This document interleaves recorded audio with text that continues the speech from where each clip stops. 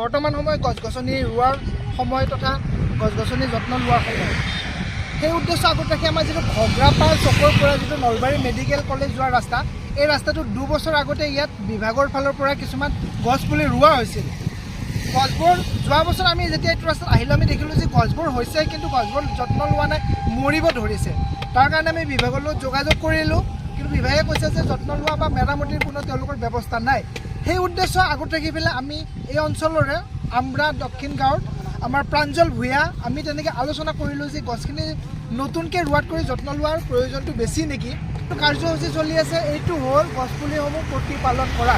আমি ইয়াত কোনো ধৰণৰ নতুনকৈ আমি গছপুলি আমি ৰোপণ কৰা নাই। ইয়াত ইতিমধ্যে যিবোৰ ভৰ্তি আছিল গছবোৰ, যিবোৰ খুব ধুনীয়া 5 ফুট 4 ফুট তেনেকুৱা হৈছিল, কিন্তু একদম মানে প্ৰতিপালনৰ অভাৱত গছবোৰ মৰিব ধৰিছিল।